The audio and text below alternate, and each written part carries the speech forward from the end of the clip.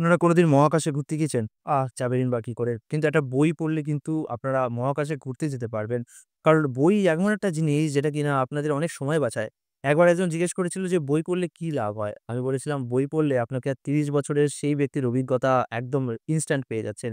মনে করুন একজন ব্যক্তি আছে যিনি ৩০ বছর ধরে লাইফ কাটিয়েছেন এবং লাইফে অনেক ভুল করেছেন, অনেক ঠিক করেছেন। এবার সে সবকিছু একটা বইতে সে ইনট্যাক্ট করে লিখেছে। তো আপনাকে আর ৩০ বছর কাটাতে হচ্ছে না। একটা বই পড়লে আপনি সঙ্গে, সঙ্গে সেই জিনিসটা নলেজটা পেয়ে যাচ্ছেন। বা এইটা মনে করুন যে ইলন মাস্ক হোক, মুকেশ আম্বানি হোক বা জেফ বেজোস হোক বা বিল গেটস হোক, এরা এখন আপনার সামনে এসে তাদের জীবনের অভিজ্ঞতা শেয়ার করতে কত টাকা নেবে? ১-২ কোটির কমে নেবে কি? আমার তো মনে হয় ১-২ কোটিতেও তারা আসবে না। কারণ তাদের সময়ের এত ভ্যালু। কিন্তু তারা যে বইগুলো লিখেছে বা তাদের সম্বন্ধে যে বইগুলো লেখা হয়েছে, সেগুলো আপনি মাত্র ১৫০, ২০০, ৩০০, ৫০০, ৳১,০০০ দিয়ে কিনে সেই নলেজ গুলো পেয়ে যাচ্ছেন। তো বই অবশ্যই গুরুত্বপূর্ণ। তো যাই হোক, এবার আমি একটা যেই বইটার কথা বলব সেটা হচ্ছে 'মহাকাশে মানুষ' এবং এই বইটা একদম মহাকাশের জীবন্ত দলিল, মহাকাশ অভিযানের জীবন্ত দলিল। ঠিক আছে?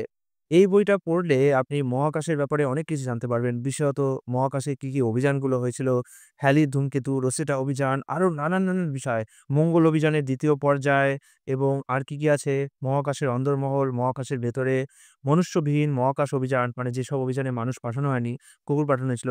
যদিও আমার মনে হয় যে জীবজন্তুকে দিয়ে মহাকাশে পাঠানো ঠিক মানবিকতার দিক থেকে ঠিক নয়।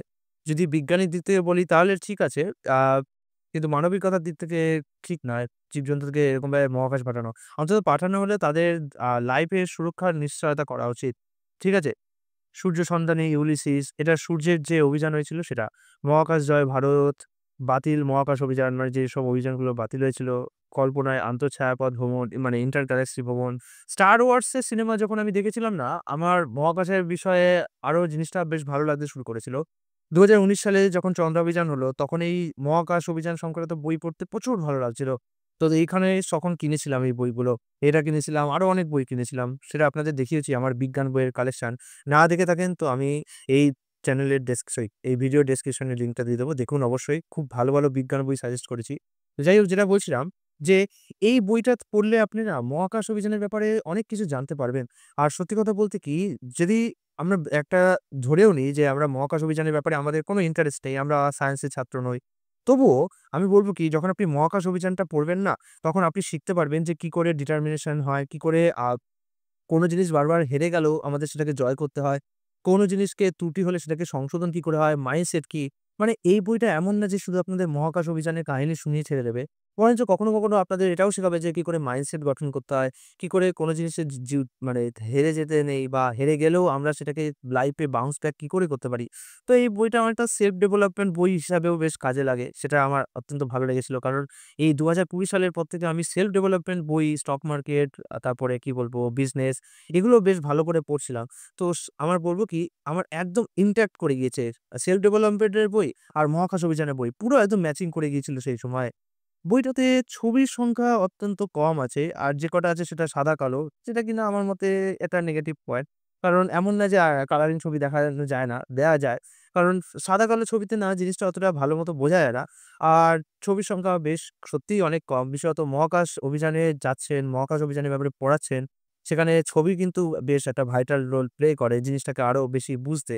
ঠিক আছে? এখন আপনি ইউরি গাগারিন দেখেছেন। আমি তো ছোটবেলায় ভাবতাম ইউরি গাগারিন মনে হয় কোনো মহিলা। কারণ এরকমই নাম। কিন্তু বড় হয়ে জানতে পারলাম যে আচ্ছা ইউরি গাগারিন একজন ছেলে। তো ছবির কিন্তু একটা খুব গুরুত্বপূর্ণ রোল প্লে করে।